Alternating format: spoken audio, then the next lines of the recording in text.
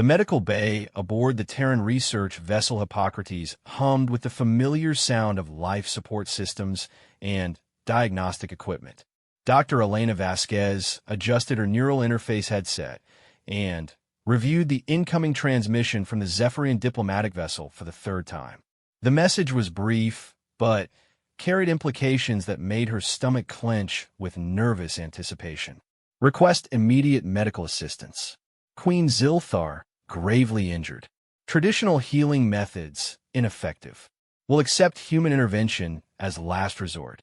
Elena had spent 15 years studying xenobiology, but this would be her first direct contact with Zephyrian royalty. The insectoid species had maintained cautious diplomatic relations with humanity for nearly a decade, but their society remained largely mysterious. What she didn't know made this request even more unusual. Zephyrians were a proud warrior race with strict cultural taboos surrounding physical contact. Their queens, in particular, were considered sacred beings whose bodies could only be touched by their chosen mates and select medical cast members.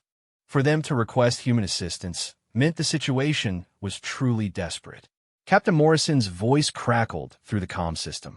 Dr. Vasquez, we're receiving docking clearance from the Zephyrian vessel. ETA, 15 minutes. Are you prepared? Elena gathered her medical kit, ensuring she had universal translators, sterile field generators, and her most advanced diagnostic equipment. As ready as I'll ever be, Captain. Have we received any additional information about the Queen's condition? Negative. They're being remarkably tight-lipped, even for Zephyrians. Ambassador Crix will meet you at the airlock. The 15 minutes passed quickly. Elena had worked with various alien species before, but Zephyrians still impressed her with their imposing presence. When the airlock cycled open, Ambassador Crix stood waiting. Nearly 7 feet tall, his chitinous exoskeleton gleamed with an opalescent sheen that shifted from deep purple to emerald green as he moved. His 4 arms were folded in what Elena had learned was a gesture of respectful greeting among his people. Dr. Vasquez. Crix's voice came through the universal translator with a melodic, almost musical quality that seemed at odds with his intimidating appearance. I must express our gratitude for your willingness to assist Queen Zilthar. However, I must also warn you that what you are about to see may disturb you. Elena no did professionali.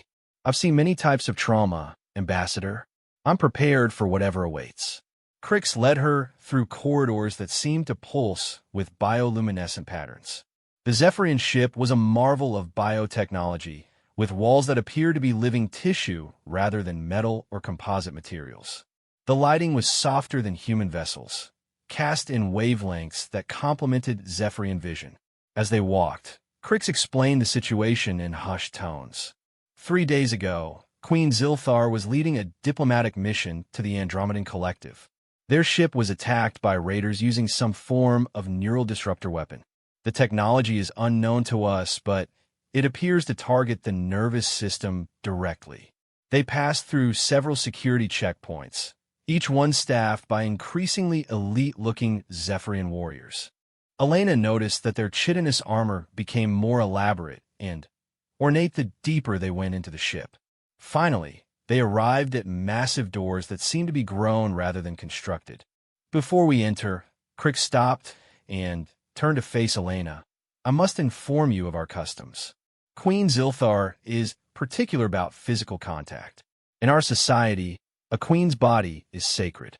Only her chosen mate may touch her freely. Medical cast members may touch only with explicit permission and only in the presence of witnesses. Elena froned. Ambassador, if I'm to provide effective medical care, I may need to examine her directly. How does your society handle medical emergencies involving royalty? That is the problem, Doctor. Our medical caste has exhausted all options. They believe the neural disruptor has created a cascade failure in her nervous system. Traditional Zephyrian medicine focuses on energy manipulation and biochemical adjustment, but this injury appears to require a different approach. The massive doors dilated open, revealing a chamber that took Elena's breath away. The room was vast, with walls that curved upward into a dome-like ceiling covered in what appeared to be living stars. The floor was covered in what looked like soft moss that glowed faintly under their feet. In the center of the room, on a platform that seemed to have grown from the floor itself, lay Queen Zilthar. Elena had seen images of Zephyrian queens before, but nothing had prepared her for the reality. Queen Zilthar was magnificent and terrifying in equal measure. Nearly 9 feet in length, her exoskeleton was a masterwork of natural engineering. Unlike the uniform coloring of her subjects, her carapace displayed intricate patterns of silver, gold, and deep blue that seemed to shift and flow like liquid metal. Her forearms were longer and more graceful than those of other Zephyrians Elena had encountered, ending in delicate, almost artistic appendages. But what drew Elena's immediate attention was the obvious distress the queen was experiencing. Her normally steady breathing was rapid and shallow. The bioluminescent patterns that decorated her exoskeleton, which should have been pulsing with steady, rhythmic light, were flickering erratically. Most concerning of all, she appeared to be unconscious, her normally alert compound eyes clouded and unfocused. Several Zephyrian medical cast members surrounded the platform, their own exoskeletons marked with the pale blue colorations that indicated their profession. They moved with obvious agitation, occasionally touching specialized equipment to the queen's body before withdrawing with what Elena could only interpret as frustration. One of the medical cast members approached them. His movements were more hurried than the typical Zephyrian grace. Ambassador Crix, the human doctor, arrives at a critical moment. The queen's neural pathways continue to deteriorate. We estimate perhaps 6 hours before irreversible damage occurs. Elena stepped forward, her medical training overriding her nervousness. I need to understand exactly what happened and what treatments have been attempted. May I examine your medical readings? The Zephyrian doctor, who identified himself as Healer HFY, gestured to a bioorganic console near the platform. The device interfaced directly with Elena's neural headset, translating the alien medical data into formats she could understand. What she saw made her gasp. The neural disruptor had indeed created a cascade failure, but not in the way she had expected. Instead of simply damaging neural tissue, it appeared to have introduced some form of quantum interference pattern that was disrupting the quantum-level processes that govern Zephyrian neural function. Elena had read theoretical papers about such weapons, but had never encountered their effects firsthand. "This is extraordinary," she murmured, studying the data streams. The weapon didn't just damage her nervous system. It's actively preventing it from healing. It's like a virus, but operating on quantum principles rather than biological ones. Healer HFY's compound eyes focused on her with obvious interest. "You understand the nature of the injury? Our healers have never encountered anything like it." Elena continued to study the medical data, her mind racing through possibilities. Human medical technology had advanced significantly in recent decades, particularly in the field of neural interface systems and quantum biology. The neural headsets that allowed humans to interface directly with alien technology were based on quantum-level understanding of consciousness that might apply here. "I believe I might be able to help," Elena said slowly, "but I would need to make direct neural contact with the Queen. Human neural interface technology might be able to establish a quantum bridge that could bypass or neutralize the interference pattern." The chamber fell silent. Elena could sense the tension in the air as the Zephyrians absorbed her words. Finally, Ambassador Crix spoke. "Dr. Vasquez, what you suggest is unprecedented. No non-Zephyrian has ever made direct neural contact with one of our queens. The cultural implications alone. I understand the gravity of the situation," Elena replied firmly. "But based on what I'm seeing in these medical scans, conventional treatment options aren't working. The quantum interference is actually getting stronger, feeding off your healing attempts. We need a completely different approach." Healer HFYS approached the platform where Queen Zilthar lay, his movements reverent. The doctor speaks truth about our healing attempts. Each effort we make seems to strengthen the interference pattern. Perhaps the human approach might succeed where ours has failed. Elena studied the Queen's condition more carefully, noticing subtle details that the Zephyrian medical equipment might have missed. Human diagnostic tools were designed to work with a wide variety of alien physiologies, while Zephyrian medicine was naturally optimized for their own species. There's something else, Elena said, highlighting a particular data stream on the medical display. The interference pattern isn't random. It's actually synchronized to Queen Zilthar's own neural rhythms. That's why it's so effective and why traditional healing methods are making it worse. She turned to face the assembled Zephyrians. The neural disruptor didn't just attack her nervous system randomly. It learned her specific neural patterns and created an interference wave that's perfectly designed to disrupt her individual biology. It's like a lock that was custom-made for her specific neural key. Ambassador Crix's exoskeleton coloring shifted to deeper, more muted tones that Elena recognized as indicators of serious contemplation. If what you say is accurate, then this was not a random attack. Someone specifically targeted our queen with a weapon designed for her physiology. Elena nodded grimly. That's exactly what I'm suggesting. But the good news is that if the weapon was designed specifically for Zephyrian neural patterns, then human neural interface technology might be incompatible enough with the interference to slip past it. She approached the platform where Queen Zilthar lay, her medical scanner in hand. As she moved closer, she could see more details of the Queen's condition. Despite her unconscious state, there was something undeniably regal about her bearing. Even in distress, she maintained an aura of power and dignity that Elena found both inspiring and humbling. I need to run some preliminary scans to confirm my theory, Elena explained to the assembled medical staff. These won't require direct contact, but they'll give me a better understanding of exactly how the interference pattern is operating. As Elena worked, she became increasingly convinced that her approach might work. Human neural technology operated on principles that were fundamentally different from Zephyrian neural patterns. Where Zephyrian consciousness seemed to be based on quantum coherence and energy manipulation, human consciousness relied more heavily on electrical and chemical processes. The preliminary scans confirm it, Elena announced after several minutes of intense analysis. The interference pattern is specifically tuned to disrupt Zephyrian quantum neural processes. Human neural patterns might be different enough to establish a stable connection that could carry healing protocols directly to the Queen's consciousness. Healer THYSS moved closer to Elena, his professional interest overcoming cultural reservations. Doctor, how exactly would this neural contact work? What would be required? Elena took a deep breath. I would need to establish a direct neural link using my interface headset connected to specialized equipment that could translate between human and Zephyrian neural patterns.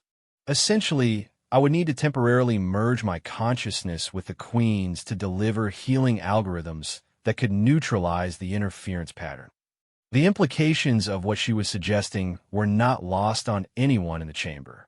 Direct neural contact between different species was still largely experimental, and the cultural taboos surrounding contact with a Zephyrian queen made the situation even more complex. There are risks, Elena continued honestly. Neural interface procedures always carry the possibility of psychological or neurological damage. And since this would be cross-species contact, we're in largely uncharted territory. Ambassador Crix's coloring continued to shift through patterns that Elena was beginning to recognize as deep concern mixed with desperate hope. Dr. Vasquez, if you were in our position, would you recommend this course of action? Elena studied the medical data one more time, weighing the risks against the alternatives. The quantum interference pattern was definitely strengthening, and the Queen's vital signs were continuing to deteriorate. Without intervention, the prognosis was clear. Ambassador, in my professional opinion, this may be Queen Zilthar's best chance for recovery. The interference pattern is specifically designed to defeat Zephyrian healing methods. Human neural technology represents a completely different approach that the pattern isn't designed to counter. The chamber fell silent again as the Zephyrians considered her words. Elena could see them exchanging glances and subtle body language that probably conveyed complex cultural and political considerations she couldn't fully understand. Finally, healer THYSS spoke. Doctor, there is one additional complication you should be aware of. Queen Zilthar has been unconscious since the attack, but our neural monitoring indicates that her consciousness remains active at deeper levels. She may be aware of what is happening around her. Elena felt a chill run down her spine. Are you saying that she might be conscious during the procedure? That she would be aware of the neural contact? It is probable, THYSS confirmed. Zephyrian consciousness does not simply cease during unconsciousness as it does in some species. She may experience the neural link as we would experience physical contact. The cultural implications suddenly became much clearer to Elena. If neural contact was experienced the same way as physical contact, then what she was proposing would be equivalent to touching the queen's body without permission. In Zephyrian culture, such an action could be considered anything from a severe breach of protocol to an act of assault, depending on the circumstances. I need to understand something, Elena said carefully. If the queen is semi-conscious, would it be possible to communicate with her, to explain the situation and request permission? Ambassador Crix and healer THYSS exchanged a complex series of gestures that seemed to carry on an entire conversation in seconds. Finally, Crix turned back to Elena. There might be a way. Zephyrian queens possess certain abilities that other members of our species do not. It is possible that she could communicate through the bioorganic systems of the ship itself, if she retains enough consciousness to do so. Elena looked around the chamber with new understanding. The living walls, the responsive lighting, the organic feel of everything around them. It was all connected to the queen's consciousness in some way. You're saying the ship is partially controlled by her mind? That she could potentially communicate through the ship's systems? In a sense, yes, THYSS confirmed. Zephyrian royal vessels are grown specifically to interface with their queen's consciousness. In times of crisis, this connection can become even stronger. As if responding to their conversation, the bioluminescent patterns on the chamber walls began to pulse with a new rhythm. The light seemed to flow in waves across the organic surfaces, creating patterns that were almost hypnotic in their complexity. Elena stared at the light patterns, trying to understand what she was seeing. Is she trying to communicate right now? Before anyone could answer, the patterns suddenly coalesced into shapes that Elena's neural translator could interpret. Words formed in the flowing light, written in characters that transformed into readable text through her interface system. Who speaks of healing? Elena felt her heart rate increase as she realized she was witnessing direct communication from an unconscious alien queen through the living systems of a bioorganic starship. The implications were staggering, but the immediate situation demanded her focus. Your Majesty, Elena said, addressing the chamber around her since she didn't know exactly where to direct her words. I am Dr. Elena Vasquez, a human physician. Your people have asked me to help heal your neural injuries. The light patterns shifted and flowed, and new words appeared. Human doctor, you would touch my mind. Elena took a deep breath, understanding that her next words could determine not just the queen's fate, but potentially the future relationship between humanity and the Zephyrian people. Your Majesty, I believe I can help neutralize the interference pattern that is preventing your natural healing processes. But it would require neural contact that your people consider equivalent to physical touch. I would not proceed without your explicit permission. The chamber fell completely silent except for the soft humming of the bioorganic systems. Even the Zephyrian medical staff seemed to be holding their breath as they waited for their queen's response. The bioluminescent patterns on the walls suddenly intensified, flowing faster and brighter than before. Elena could sense the effort it was taking for the queen to communicate in her weakened state. Show me your intentions, human doctor. Elena realized that the Queen was asking for something more than just verbal explanations. Through the ship's bioorganic systems, Queen Zilthar might be able to sense Elena's thoughts and emotions directly, to understand not just what she planned to do, but why she wanted to do it. "I'm not sure how to," Elena began, but healer THYSS interrupted. "Doctor, place your hand on the bioneural interface panel there." He gestured to a section of wall that glowed softly. "The ship can read your neural patterns and convey your intentions to the Queen." Elena approached the indicated panel, hesitating only momentarily before placing her palm against the warm, slightly yielding surface. Immediately, she felt a strange, tingling sensation, as if something was gently probing the edges of her consciousness. The sensation was unlike anything she had ever experienced. It wasn't invasive or threatening, but rather felt like someone carefully examining her thoughts with infinite patience and respect. Elena tried to focus on her genuine desire to help, her medical training, her respect for Zephyrian culture, and her understanding of the gravity of the situation. After several minutes, the tingling sensation faded, and new words appeared in the bioluminescent patterns around the chamber. "I sense truth in your intentions, human doctor, but you must understand what you offer." Elena waited, sensing that the Queen had more to communicate. "Among my people, neural contact creates bonds that transcend simple healing. You would touch not just my mind, but my very essence." Elena felt a chill of understanding.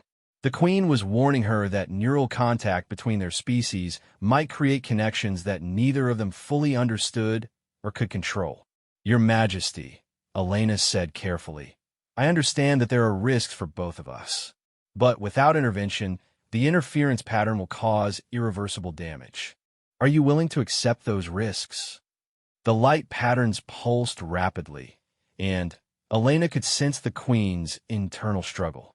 Finally, new words appeared, but they were fainter than before, as if the effort of communication was becoming increasingly difficult. "Only I may touch me, but I am dying human doctor. If you would save me, you must accept the bond that touch creates." Elena's hand trembled slightly as she maintained contact with the bioneural interface. The weight of Queen Zilthar's words settled over the chamber like a heavy blanket. The implications of what the Queen was suggesting sent Elena's mind racing through 1,000 possibilities, none of which her medical training had prepared her for. "Your Majesty," Elena said slowly, "when you speak of a bond created by neural contact, what exactly does that mean in your culture?" The bioluminescent patterns dimmed for several moments before responding, and Elena could sense the Queen's growing weakness even through the ship's bioorganic interface. "Neural contact between Zephyrion, créat, permanent, patoué. Shared consciousness, emotions, life force. What humans might call marriage, but deeper. Souls become intertwined." Elena felt her breath catch in her throat. The Queen wasn't just asking for medical treatment. She was potentially asking Elena to become her life partner according to Zephyrian custom. The cultural and personal implications were staggering. Ambassador Crix stepped forward, his coloration shifting to patterns Elena had never seen before. "Dr. Vasquez, you must understand that Her Majesty is offering you something that has never been offered to a non-Zephyrian. The bond she speaks of would make you, in the eyes of our people, her chosen mate and co-ruler." Elena's legs felt suddenly unsteady. "Co-ruler? Ambassador, I'm a doctor, not a diplomat. I don't know anything about ruling alien civilizations." Healer THYSS approached the bioneural interface, his own medical instruments scanning the connection between Elena and the ship's systems. "Doctor, the Queen's vital signs are continuing to deteriorate. Whatever decision is to be made must be made quickly." Elena closed her eyes, trying to process everything that was happening. She had come here to provide medical assistance, but now she was facing a choice that could alter the course of her entire life and potentially affect the relationship between two species. "Your Majesty," Elena addressed the chamber again, "I need to understand something. If we form this bond, and I succeed in healing you, what happens afterward? Will I be expected to remain with your people permanently? The response came faster this time, suggesting that the queen had been considering the same question. The bond thought require physical proximity, but it creates permanent emotional and mental connection. You would always be part of me, and I'm part of you. Elena thought about her life back on Earth, her research, her family, the career she had built over 15 years. All of that would continue to exist, but it would be fundamentally changed by this alien bond she was being asked to accept. Doctor, Ambassador Crix said quietly, you should also know that accepting such a bond with our queen would grant you significant status within our society. You would have access to Zephyrian technology and knowledge that could advance human medicine by centuries. Elena almost laughed at the irony. Here she was faced with perhaps the greatest opportunity for scientific advancement in human history, and all she could think about was whether she was prepared for the personal consequences. She studied the medical readouts again, watching as the queen's neural patterns continued to deteriorate. The quantum interference was definitely strengthening, and Elena estimated that they had perhaps 2 hours before the damage became irreversible. If I agree to this, Elena said finally, and if the healing procedure works, would the bond be pleasant? Or would it be a burden we both have to carry? The bioluminescent patterns flickered with what Elena was beginning to interpret as amusement. That depends on whether find a company agreeable, human doctor. I sense curiosity and kindness, Ermine. These are qualities I value. Elena realized that through the bioneural interface, the queen had been experiencing Elena's thoughts and emotions just as much as Elena had been trying to communicate her intentions. The queen already knew a great deal about Elena's personality and character. Your Majesty, Elena said, I need you to understand something as well. Humans form emotional bonds differently than Zephyrians. If we do this, I can't promise that I'll immediately feel the same connection that you might experience.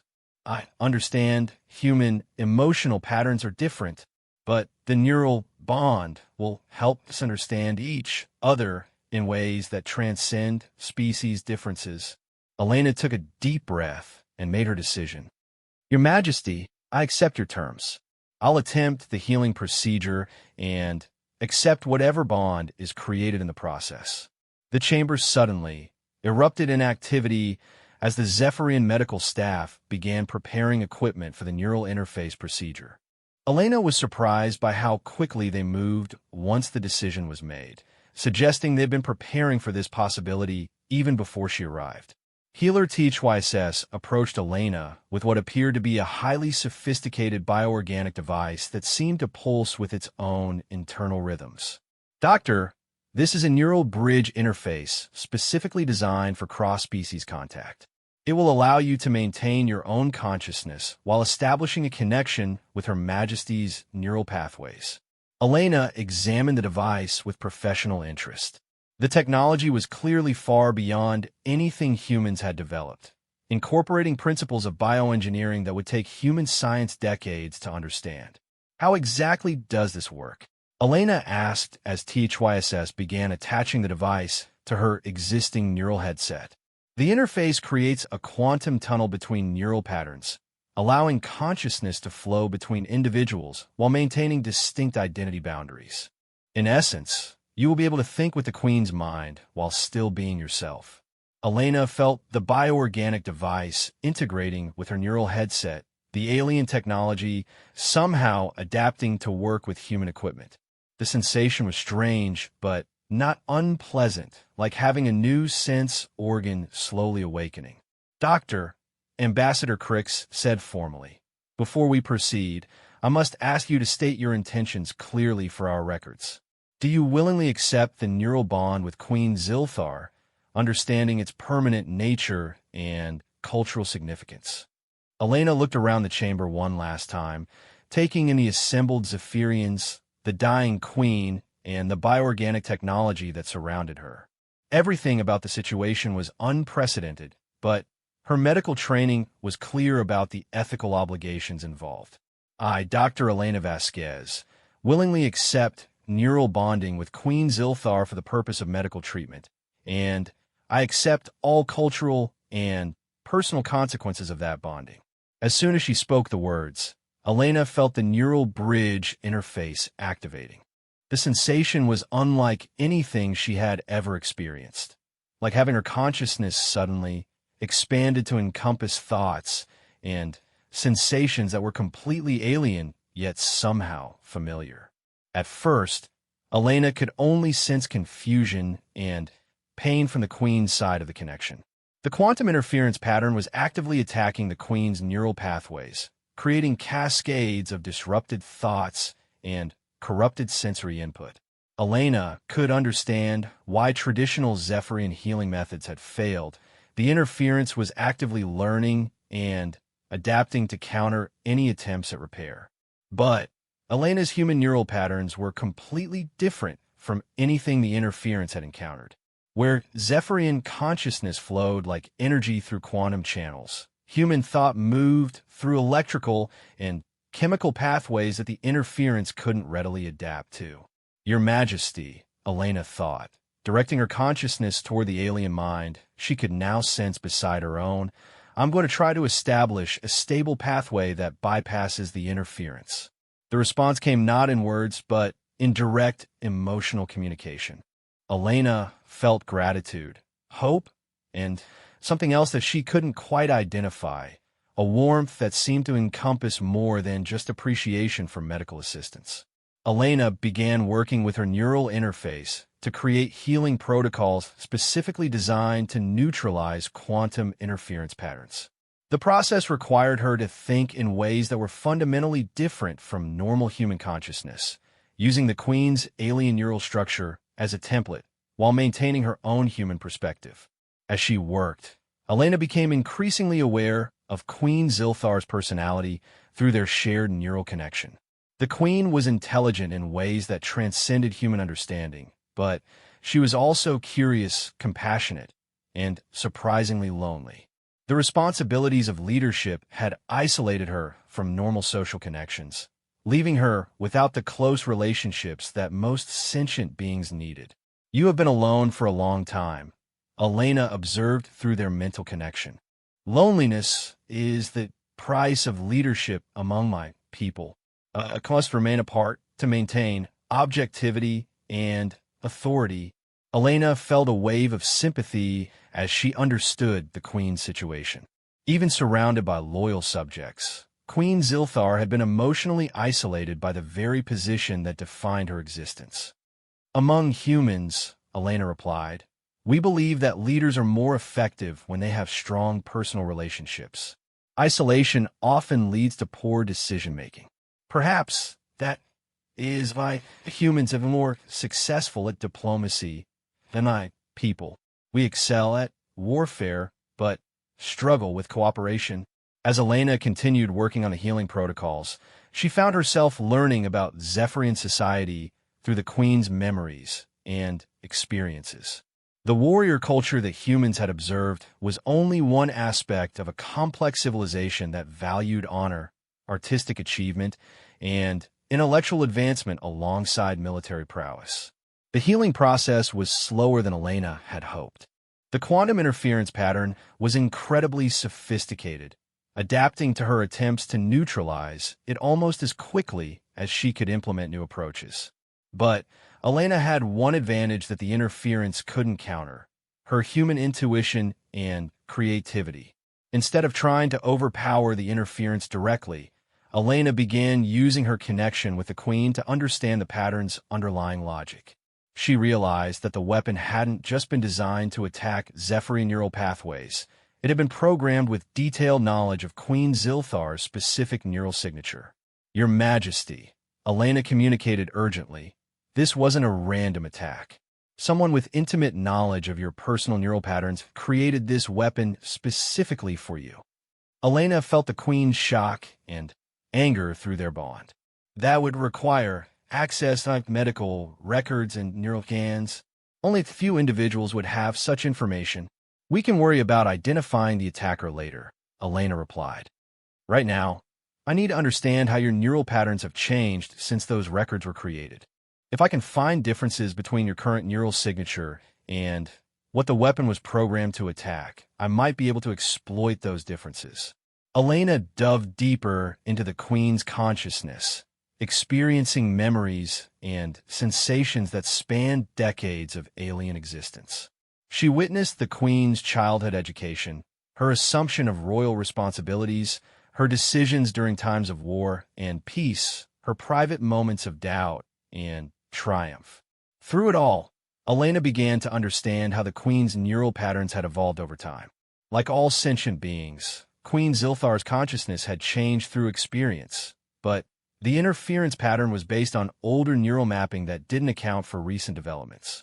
I found something, Elena announced through their connection. The interference pattern is calibrated for your neural state from approximately 2 years ago. Your consciousness has evolved since then, particularly in areas related to diplomatic thinking and cultural adaptation. Elena could sense the Queen's confusion. I understand how such changes could affect the weapon's effectiveness. Neural patterns aren't static, Elena explained as she began implementing a new healing approach.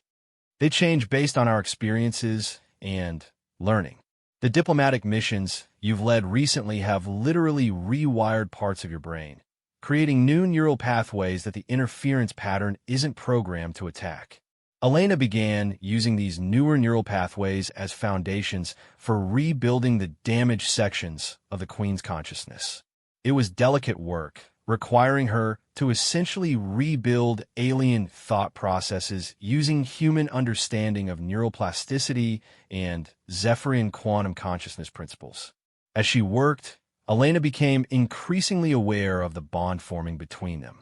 It wasn't just the artificial connection created by the neural bridge interface, but something deeper and more fundamental. She could feel the Queen's gratitude and admiration, but also a growing emotional attachment that went beyond appreciation for medical treatment. Elena, the Queen's mental voice had grown stronger as the healing progressed. I must ask you something. Do you regret accepting the bond between us? Elena paused in her work, considering the question carefully. The bond was indeed becoming more than she had expected. She could feel the Queen's emotions as clearly as her own, and she sensed that the connection would persist even after the medical procedure was complete. I don't regret it, Elena replied honestly, but I am concerned about what it means for both of our futures. The bond creates possibilities that neither of us expected. I find myself curious about human society in ways that go beyond diplomatic interest. Elena felt a flutter of something that might have been romantic attraction, but she wasn't sure if the emotion originated from herself or from the Queen through their shared connection. The neural bond was making it increasingly difficult to distinguish between her own feelings and those she was receiving from Queen Zilthar. Your Majesty, Elena said carefully, I need to focus on completing the healing process. We can explore the implications of our bond afterward. Of course, please continue with the medical treatment. But, Elena, when this is finished, I would like to learn more about what it means to have a human mate. Elena felt her heart rate increase at the Queen's words, but she forced herself to concentrate on the healing protocols. She was making significant progress, but the quantum interference pattern was still fighting her efforts to neutralize it. After what felt like hours, but was probably only minutes, Elena finally found the key to defeating the interference. By using the Queen's evolved neural pathways as a foundation, she was able to create a cascade of healing energy that spread throughout the damaged areas of the Queen's consciousness. The interference pattern, designed to attack the Queen's older neural configuration, couldn't adapt quickly enough to counter the healing energy flowing through pathways that hadn't existed when the weapon was programmed. Elena felt the moment when the interference finally collapsed, like a discordant noise suddenly falling silent. Queen Zilthar's natural healing processes immediately began repairing the remaining damage, and Elena could sense the alien queen's consciousness growing stronger and clearer with each passing moment. It worked, Elena said, both through their neural connection and aloud to the assembled medical staff. The interference pattern has been neutralized. The chamber erupted in celebration as the Zephyrian medical instruments confirmed Elena's assessment. Queen Zilthar's vital signs were stabilizing rapidly, and the erratic bioluminescent patterns throughout the ship were returning to normal, steady rhythms. But even as Elena felt relief and satisfaction at the successful treatment, she was acutely aware that the neural bond between herself and the Queen remained active and strong. If anything, it seemed to be growing more intense as the Queen's consciousness recovered from the interference. Elena, the Queen's mental voice was now clear and powerful. I owe you my life. But more than that, I find myself attached to you in ways I did not expect. Elena carefully began disengaging from the neural bridge interface, but she could feel that some level of connection would remain permanently active. The bond the Queen had warned her about was indeed real and lasting. Your Majesty, Elena replied, I think we both need time to understand what has happened between us. As the bioorganic neural bridge powered down, Elena found herself looking directly into Queen Zilthar's compound eyes for the first time. The alien queen had awakened during the final stages of the healing process and was watching Elena with an expression that conveyed gratitude, curiosity, and something that Elena was beginning to recognize as affection. Dr. Vasquez, Queen Zilthar, spoke aloud for the first time, her voice carrying musical harmonics that Elena's neural translator couldn't fully capture. You have given me far more than medical treatment. You have shown me what it means to have someone willing to risk themselves for my welfare. Elena felt her cheeks flush as she realized that every Zephyrian in the chamber was witnessing what was essentially a private moment between herself and their queen. The cultural implications of their bond were beginning to sink in, and Elena wasn't sure she was prepared for the attention and responsibility that would come with being the Queen's chosen mate. Your Majesty, Elena said carefully, I think we have a great deal to discuss about what happens next. Queen Zilthar's exoskeleton patterns shifted to colors that Elena's neural interface interpreted as amusement and agreement. Indeed we do, Elena. But first, I believe my people would like to properly thank the human who saved their queen's life. As if on cue, every Zephyrian in the chamber performed what Elena recognized as a formal bow of deep respect. The gesture was made more impressive by the fact that Zephyrians rarely showed such deference to non-members of their species. Ambassador Crix stepped forward, his own coloration displaying patterns of genuine gratitude and amazement. Dr. Vasquez, you have accomplished something that will be remembered in Zephyrian history for generations to come. Not only have you saved our queen's life, but you have formed the first interspecies royal bond in our civilization's history. Elena was beginning to understand that her life had just changed in ways she couldn't have imagined when she first received the distress call from the Zephyrian vessel. She was no longer just a human doctor who had provided alien medical assistance. She was now permanently connected to one of the most powerful individuals in known space. Ambassador Elena said, I think I'm going to need a great deal of help understanding what my new status means and what responsibilities it entails. Queen Zilthar rose from her bioorganic platform, moving with the fluid grace that Elena had read about but never witnessed firsthand. Even after her recent trauma, the Queen's movements conveyed power and authority that made Elena's breath catch in her throat. Elena, the Queen said, approaching until they were standing close enough for Elena to see intricate details in her exoskeleton patterns. The bond between us means that you are now part of my life in ways that go beyond human understanding. But it also means that I am part of yours. We will learn together what it means for a human and a Zephyrian to share such a connection. Elena looked up into the Queen's compound eyes, seeing her own reflection multiplied in the faceted surfaces. Despite the alien nature of Queen Zilthar's appearance, Elena found herself drawn to the intelligence and kindness she could see there. "I suppose," Elena said with a small smile, "this is going to be quite an adventure for both of us." 3 days had passed since Elena successfully healed Queen Zilthar, and the implications of their neural bond were becoming increasingly complex. Elena found herself aboard the Zephyrian royal vessel, not as a temporary medical consultant, but as an honored guest whose presence had fundamentally altered the ship's social dynamics. The bond they shared was unlike anything either species had previously documented. Elena discovered that she could sense Queen Zilthar's emotions and general thoughts even when they were in different sections of the ship. Similarly, the Queen seemed to know Elena's mood and reactions without needing verbal communication.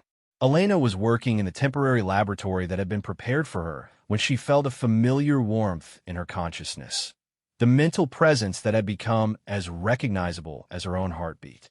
Queen Zilthar was approaching, accompanied by what Elena had learned to identify as anticipation mixed with concern.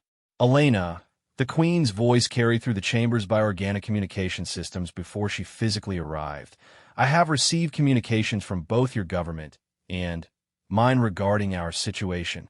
Elena set down the alien medical equipment she had been studying and turned toward the chamber entrance. When Queen Zilthar entered, Elena was struck once again by the alien Queen's imposing presence. Over the past few days, Elena had grown accustomed to the Queen's appearance, but she still found herself fascinated by the intricate patterns that flowed across the Zephyrian's exoskeleton like living art. "What kind of communications?" Elena asked, though she suspected she already knew the answer. Queen Zilthar's patterns shifted to colors Elena had learned indicated diplomatic concern. "Your human authorities are uncertain about how to classify our relationship. Ambassador Chun has requested permission to speak with you directly about the political implications of our bond." Elena sighed, having expected this conversation since the moment she agreed to the neural bonding. "And your people? How are they responding to having a human as their queen's mate?" "The response is mixed," Queen Zilthar replied carefully. "The warrior castes are intrigued by the precedent of bonding with someone who demonstrated such courage in a crisis. The diplomatic castes see potential advantages in having direct access to human perspectives. But the traditionalist factions are concerned about the cultural implications." Elena moved closer to Queen Zilthar, noticing how the Queen's bioluminescent patterns brightened slightly when they were in proximity.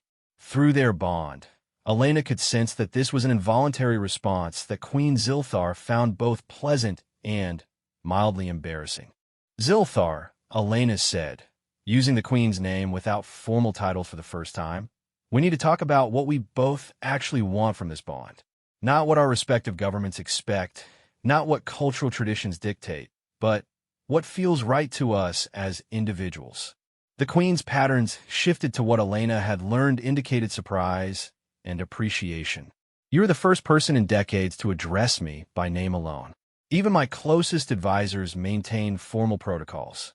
"That's part of what I mean," Elena replied. "Through our bond, I can feel how isolated you've been by royal protocol. But I also sense that you're someone who values genuine connections over ceremonial respect."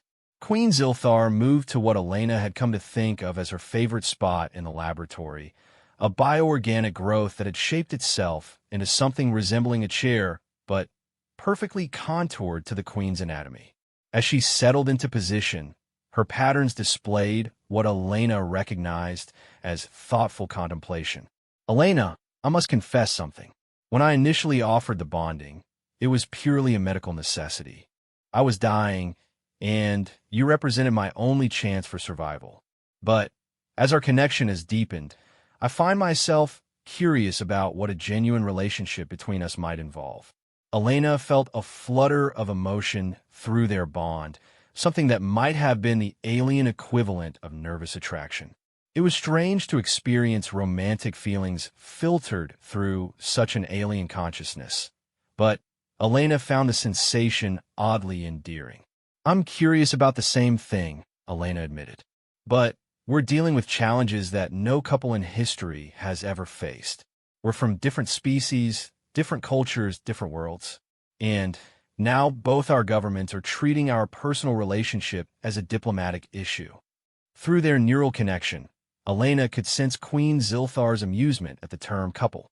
The Zephyrian concept of mated pairs was apparently quite different from human romantic relationships, involving shared consciousness and joint decision-making that went far beyond human marriage customs.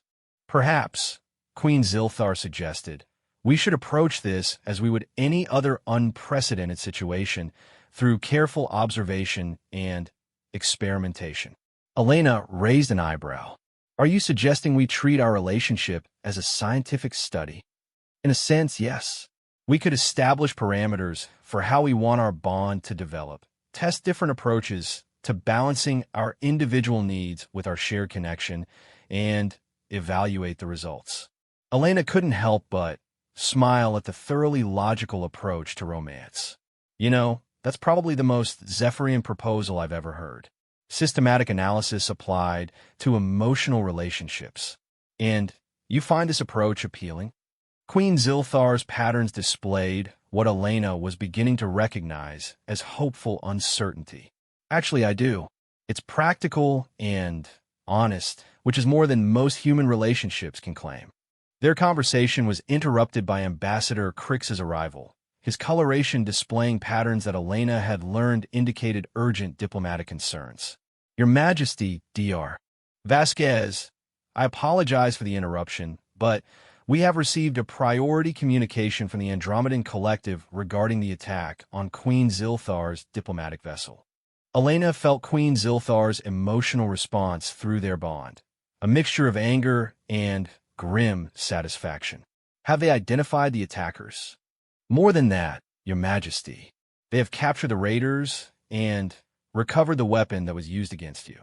The investigation has revealed disturbing information. Elena exchanged glances with Queen Zilthar, both of them remembering the conclusion they had reached during the healing process, that the attack had been specifically targeted using detailed knowledge of the Queen's personal neural patterns. Tell us, Queen Zilthar commanded, her voice carrying the authority that Elena was learning to recognize as the Queen's royal mode. The raiders were mercenaries hired by a Zephyrian noble house that opposes your diplomatic initiatives with humanity.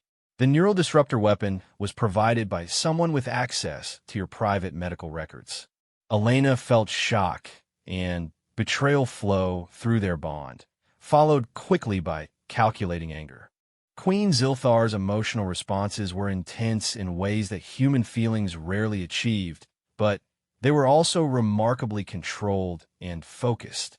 Which noble house? The Queen asked, her voice deadly calm. House Thextar, Your Majesty.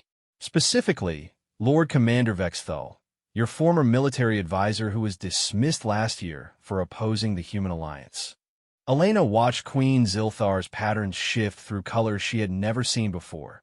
Deep, dark hues that seemed to absorb light rather than reflect it. Through their bond, Elena could feel the Queen's struggle between personal hurt and royal duty. Vexthal had access to my medical records, Queen Zilthar said slowly. He was involved in my security protocols for diplomatic missions. He would have known exactly how to calibrate a neural weapon for maximum effectiveness against my specific physiology. Elena felt a chill of realization. Zilthar, if the attack was orchestrated by someone within your own nobility, this isn't just about opposing diplomatic relations with humanity.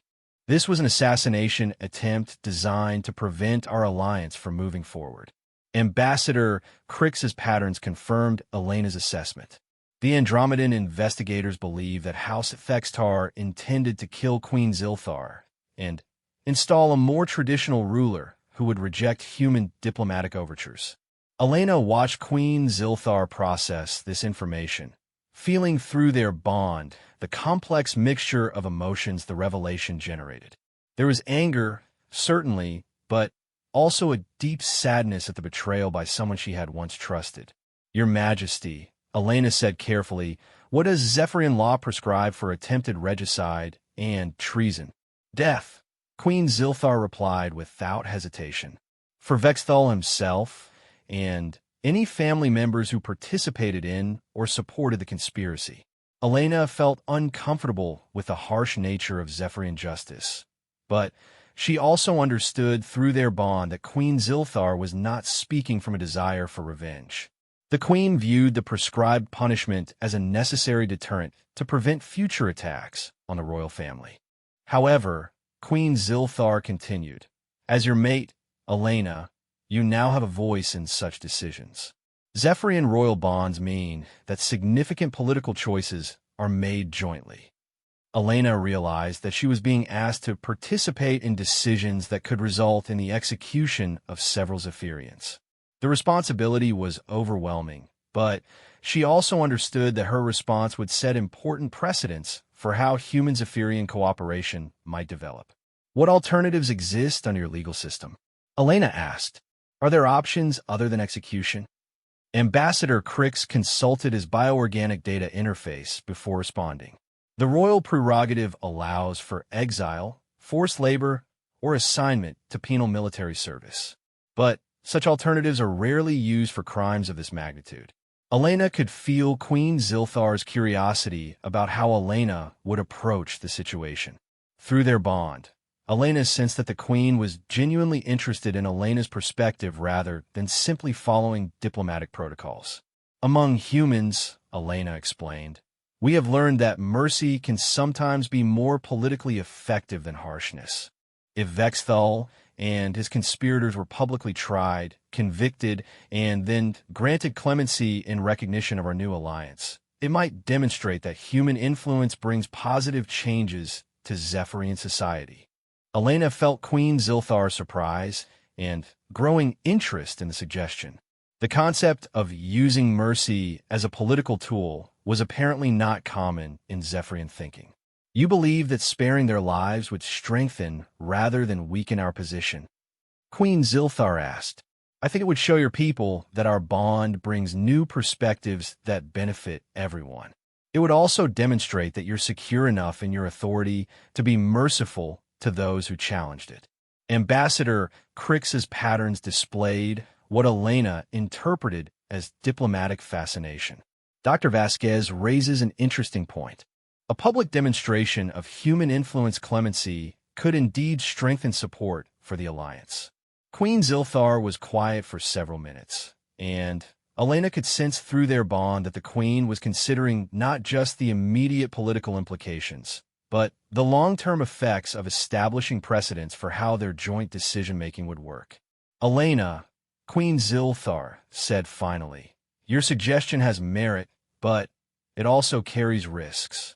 If we show mercy and it is perceived as weakness, it could encourage other opponents to attempt similar attacks." "That's true," Elena acknowledged. "But if we show mercy and frame it properly, it could also encourage opponents to seek political rather than violent solutions to their disagreements." Elena felt Queen Zilthar's growing conviction through their bond. The queen was beginning to see the potential advantages of Elena's approach, but she was also considering aspects of the situation that Elena's human perspective might be missing. "We will need to ensure that the mercy is clearly tied to our bond and the new alliance," Queen Zilthar decided. "It must be understood as a demonstration of strength and confidence, not weakness or indecision." "Agreed," Elena replied. "How do we structure the announcement to achieve that effect?" Ambassador Crix stepped forward. "Your Majesty, if I may suggest, a joint statement from both of you emphasizing how the human perspective has influenced this decision would maximize the political impact." Elena felt Queen Zilthar's approval through their bond, along with something that might have been pride in Elena's political instincts. It was gratifying to realize that she was contributing meaningfully to decisions that would affect both their species. "Very well," Queen Zilthar announced. "We will hold a public trial for Vexthal and his conspirators, followed by a joint statement announcing clemency as a demonstration of the new perspectives our alliance brings to Zephyrian society." Elena felt a sense of accomplishment, but also a growing awareness of the weight of her new responsibilities. Every decision they made together would be scrutinized as a precedent for human Zephyrian cooperation. "Zilthar," Elena said, I'm beginning to understand why you warned me about the permanent nature of our bond. This isn't just a personal relationship. It's a political partnership that affects the future of both our species. Yes, Queen Zilthar replied, but that does not mean it cannot also be a source of personal happiness. Through our bond, I can sense that you find satisfaction in making decisions that benefit others. This suggests that you may be well suited for the responsibilities that come with royal partnership. Elena felt a warm flutter of affection through their bond, tinged with what she was beginning to recognize as the Zephyrian equivalent of romantic attraction. The combination of alien emotion and human sensation was creating feelings she had never experienced before. I have to admit, Elena said, despite all the complications and responsibilities, I'm finding this partnership fulfilling in ways I didn't expect. Queen Zilthar's patterns shifted to colors that Elena had learned indicated deep satisfaction and growing affection. As am I, Elena. Our bond has brought perspectives to my decision-making that I never possessed before. I find myself looking forward to our future together. Ambassador Crix cleared his throat diplomatically. Your Majesty, Dr. Vasquez, I have prepared preliminary statements regarding the clemency decision. Would you like to review them before the public announcement? Elena and Queen Zilthar spent the next several hours crafting a joint statement that would establish the precedent they wanted for their partnership. Elena was impressed by the Queen's political sophistication and her ability to anticipate the various ways their words might be interpreted by different factions. Through their bond, Elena could sense Queen Zilthar's growing confidence in their ability to work together effectively. The Queen had been uncertain about how a human perspective would integrate with Zephyrian political realities, but their collaboration on the clemency decision had demonstrated that their different viewpoints could be complementary rather than conflicting. Elena, Queen Zilthar said as they finalized their statement, I believe we are beginning to understand what our bond can accomplish. You bring perspectives that I would never develop on my own, and I can provide the cultural and political context you need to understand the implications of our decisions. Elena nodded, feeling a deep sense of satisfaction through their connection. It feels like we're becoming a genuine team rather than just two individuals connected by an alien bonding process. Indeed. And that suggests to me that our relationship has the potential to develop into something that transcends the political necessities that brought us together. Elena felt her heart rate increase as she realized that Queen Zilthar was essentially expressing romantic feelings for her. The alien nature of the emotions made them difficult to interpret, but Elena could sense genuine affection and attraction through their bond.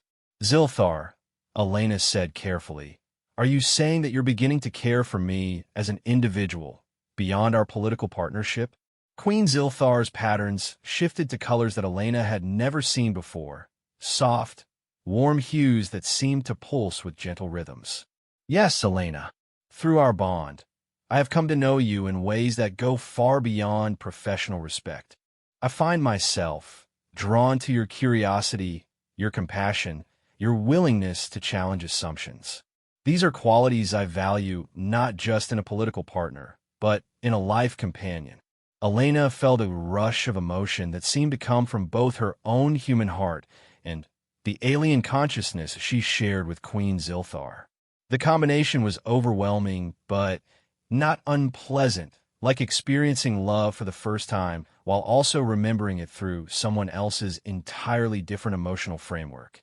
I care for you too, Elena replied, surprised by how easily the admission came. I wasn't sure if what I was feeling was genuine attraction or just the influence of our neural bond, but spending time with you has convinced me that there's something real developing between us. Queen Zilthar approached Elena until they were standing close enough to touch, though Elena noticed that the Queen maintained the careful distance that Zephyrian protocol required. Even in private, Queen Zilthar was careful about physical contact that might be interpreted as presumptuous. Elena, Queen Zilthar said softly, would you be willing to explore what a genuine romantic relationship between us might involve? Not just the political partnership our bond requires, but something more personal. Elena looked up into Queen Zilthar's compound eyes, seeing infinite reflections of herself in their faceted surfaces. Despite the alien nature of the queen's appearance, Elena found herself genuinely attracted to the intelligence, kindness, and strength she could see there. "Yes," Elena said simply. "I think I like that very much." As they stood looking at each other, Elena felt a shift in their bond. Not the political partnership of convenience it had begun as, but something deeper and more personal. Whatever challenges lay ahead for their species alliance, Elena realized that she and Queen Zilthar were building something meaningful for themselves as well. 6 months had passed since Elena first touched Queen Zilthar's consciousness through the neural healing bond, and the relationship between their species had evolved in ways that neither government had anticipated. Elena stood in the observation deck of the newly constructed Human-Zephyrian Joint Research Station, watching ships from both civilizations dock together in what had become a symbol of unprecedented cooperation.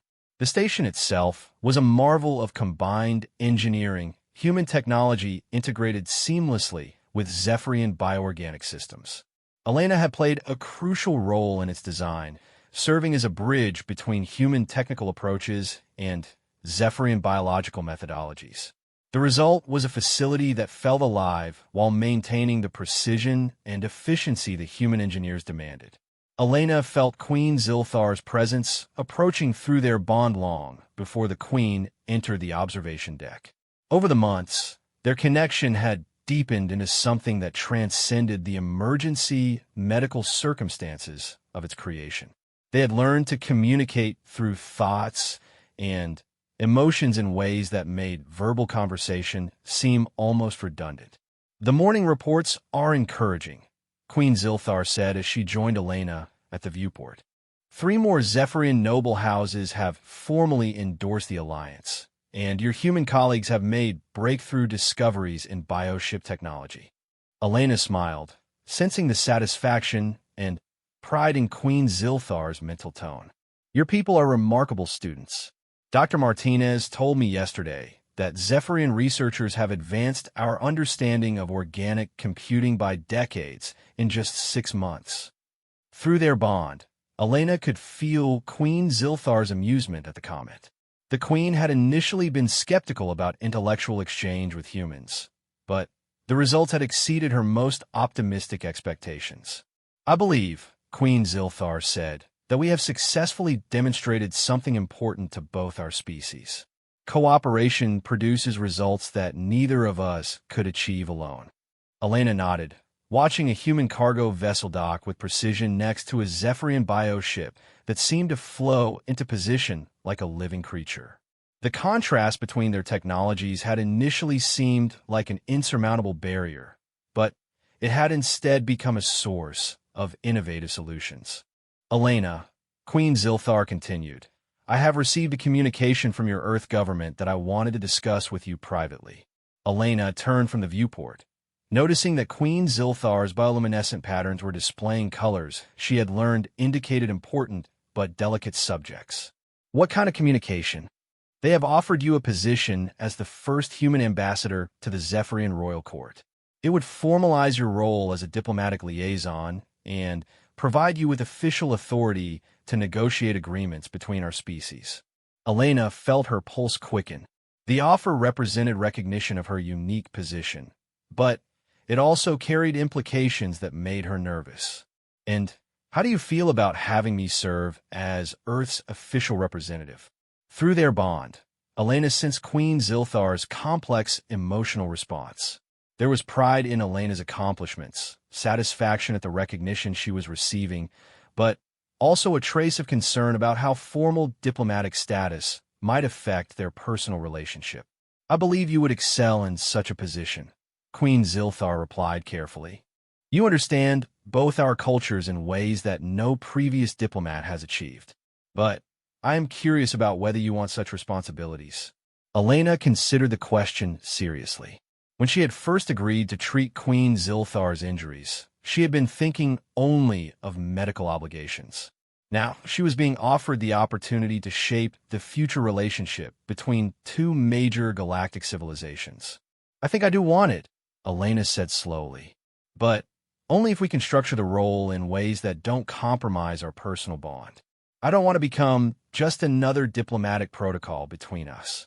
Queen Zilthar's patterns shifted to colors that Elena recognized as relief and affection.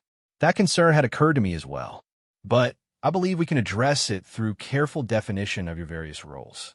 As my bonded mate, you have authority that transcends diplomatic protocols. As Earth's ambassador, you would have formal standing to negotiate with other members of my court. Elena felt a warmth of appreciation through their bond. Queen Zilthar had clearly thought through the potential complications and developed solutions that would protect both Elena's effectiveness and their relationship.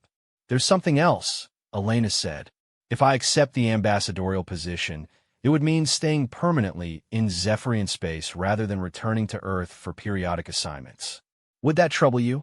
Queen Zilthar asked, though Elena could sense through their bond that the Queen already knew the answer. No, Elena replied honestly. Earth will always be my home world, but my life is here now. With you, with the work we're doing, with the future we're building together. Queen Zilthar moved closer, and Elena noticed that the careful physical distance the Queen had maintained early in their relationship had gradually disappeared. They had learned to navigate the complex protocols around royal contact in ways that satisfied cultural expectations while allowing for genuine intimacy. Elena, Queen Zilthar said, there is another matter I wanted to discuss. My advisors have been pressuring me to formalize our bond through traditional Zephyrian mating ceremonies. They believe it would strengthen political support for our alliance. Elena felt her heartbeat increase. She and Queen Zilthar had grown genuinely close over the months, but they had avoided discussing the formal aspects of their relationship. Their bond was already deeper than most human marriages, but Zephyrian mating customs involved public ceremonies and legal commitments that would make their partnership official in ways that carried significant responsibilities. How do you feel about that? Elena asked. Through their bond, Elena sensed Queen Zilthar's nervousness about the subject. The Queen was concerned about pressuring Elena into commitments she might not want, but also hopeful that Elena would be willing to formalize their relationship. I would like to celebrate our bond through traditional ceremonies, Queen Zilthar admitted. Not just for political reasons, but because you have become the most important person in my life. I want our relationship to be recognized formally by both our peoples. Elena felt a flutter of emotion that seemed to come from both her own human heart and the alien consciousness she shared. The idea of formal mating ceremonies was intimidating, but it also felt like a natural progression of the relationship they had built. What would such ceremonies involve? Elena asked. There would be 3 separate rituals, Queen Zilthar explained. A private neural bonding ceremony to confirm our mental connection, a public celebration to present you to my people as my chosen mate, and a diplomatic ceremony to formalize your status as co-ruler.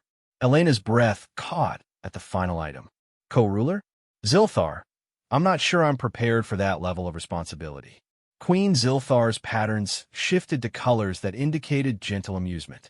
Elena, you have been functioning as my co-ruler for months without realizing it. Every major decision I make is informed by our discussions and your perspectives. Formalizing your status would simply acknowledge what already exists. Elena considered this, realizing that Queen Zilthar was right. Through their bond and their daily collaboration, Elena had indeed become involved in every significant aspect of Zephyrian governance. The formal title would grant her authority to match responsibilities she was already carrying. Would I need to give up my human citizenship? Elena asked. No. Zephyrian law recognizes dual loyalty when it serves the interests of alliance. You would remain a human while also becoming a Zephyrian royal. Elena felt the rightness of the decision settling into her consciousness. Everything about her life had changed since that first emergency call for medical assistance, but the changes had led to possibilities she could never have imagined. Yes, Elena said, surprising herself with how easily the decision came. I want to formalize our bond through Zephyrian ceremonies, and I want to accept the ambassadorial position from Earth." Queen Zilthar's patterns exploded into brilliant displays of joy and satisfaction that Elena had never seen before. Through their bond, Elena felt the depth of the Queen's happiness at her decisions. "Elena," Queen Zilthar said, "I must tell you something that I have been reluctant to express. Through our bond, I have come to love you in ways that transcend political necessity or species differences. You have become my chosen life companion, not because circumstances forced us together, but because I genuinely cannot imagine my existence without you." Elena felt tears forming in her eyes as she experienced the alien queen's declaration of love, both through words and through the direct emotional connection of their bond. The combination of human and Zephyrian love was unlike anything she had ever imagined possible. "I love you too," Elena replied, the words carrying more meaning than she had ever given them before. "When I first agreed to help heal you, I thought I was just providing medical assistance. I never expected to find my life partner." Their conversation was interrupted by Ambassador Crix's arrival, his patterns displaying what Elena had learned indicated important news requiring immediate attention. "Your Majesty, Dr. Vasquez, I apologize for the interruption, but we have received a priority communication from the Galactic Council.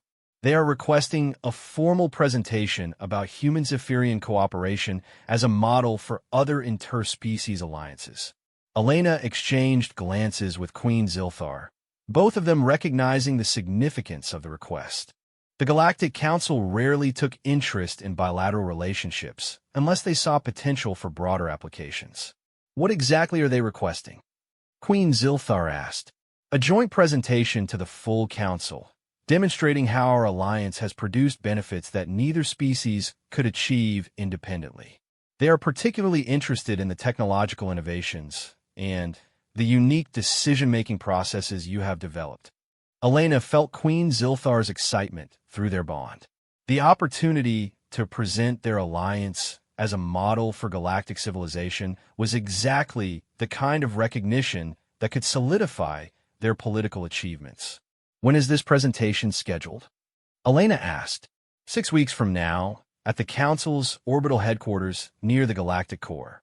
It would be the first time a human has addressed the full Galactic Council. Elena felt a mixture of nervousness and anticipation. Speaking to representatives of dozens of alien civilizations would be challenging, but it would also provide an unprecedented opportunity to advocate for human perspectives in galactic affairs. "We accept," Queen Zilthar declared. "Elena and I will jointly present our alliance as a demonstration of what becomes possible when different species combine their strengths rather than simply coexisting." After Ambassador Crix departed to confirm their acceptance, Elena and Queen Zilthar returned to the viewport overlooking the joint research station. The facility bustled with activity as humans and Zephyrians worked together on projects that neither species could have conceived independently. "Elena," Queen Zilthar said, "I believe our presentation to the Galactic Council should focus on something that makes human Zephyrian cooperation unique among known alliances." "What do you think that is?" Elena asked. "The fact that our partnership began with one individual's willingness to risk everything to help another, rather than with political calculations or economic negotiations. Most alliances are based on mutual benefit, but ours began with genuine care for another being's welfare." Elena considered this perspective, realizing that Queen Zilthar was identifying something important about human nature that had broader implications for galactic civilization. "You're saying that humans approach cooperation differently than most species," Elena said. "That we're willing to take personal risks for others even when there's no guarantee of benefit." "Exactly. Most galactic species form alliances based on careful risk-benefit analysis. Humans seem capable of cooperation based on empathy and moral obligation. That difference has practical implications for how alliances can develop and what they can achieve." Elena felt a surge of pride in her species through Queen Zilthar's observations. The Queen was recognizing qualities in humanity that humans themselves sometimes failed to appreciate. That gives me an idea for our presentation, Elena said. What if we focus on how human emotional decision-making can complement logical political analysis? We could demonstrate that the combination produces better outcomes than either approach alone. Queen Zilthar's patterns shifted to colors that Elena recognized as enthusiastic agreement. That would provide the Council with practical guidance for developing their own interspecies partnerships. We would be offering not just our success story, but a framework other civilizations could adapt. As they continued planning their presentation, Elena reflected on the extraordinary journey that had brought them to this point. What had begun as an emergency medical situation had evolved into a model for galactic cooperation that could influence the development of civilization itself. Zilthar, Elena said, do you ever think about how different our lives would be if that neural disruptor attack had never happened? Sometimes, Queen Zilthar replied, but I have concluded that our meeting was inevitable. The qualities that drew me to accept your help during the medical crisis are the same qualities that would have attracted my attention in any context. We were destined to find each other. Elena smiled at the romantic sentiment, feeling through their bond that Queen Zilthar genuinely believed in the inevitability of their partnership. I prefer to think we created our destiny through the choices we made, Elena replied. You chose to trust a human doctor. I chose to accept the risks of neural bonding, and we both chose to build something meaningful from the connection that resulted. Perhaps both perspectives are true, Queen Zilthar suggested. Destiny provided the opportunity, but our choices determined what we made of it. As evening approached, and the joint research station's activities began to quiet down, Elena and Queen Zilthar made their way to their private quarters, a space that had been designed to accommodate both human and Zephyrian needs while serving as a symbol of their successful partnership. Elena, Queen Zilthar said as they settled into the bioorganic seating that had shaped itself to perfectly accommodate both their anatomies. I want you to know that regardless of what formal titles or diplomatic positions we accept, you will always be the person who saved my life and chose to stay by my side. Elena felt the warmth of Queen Zilthar's affection through their bond, combined with her own deep love for the alien queen who had become the center of her universe. And you will always be the person who showed me what it means to be part